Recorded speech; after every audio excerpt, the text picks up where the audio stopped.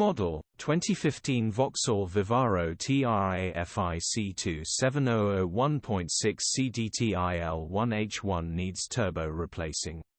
Body, white, panel van. Mileage, 91,319. Engine, 1,598 cc 1.6115 PSE 5A.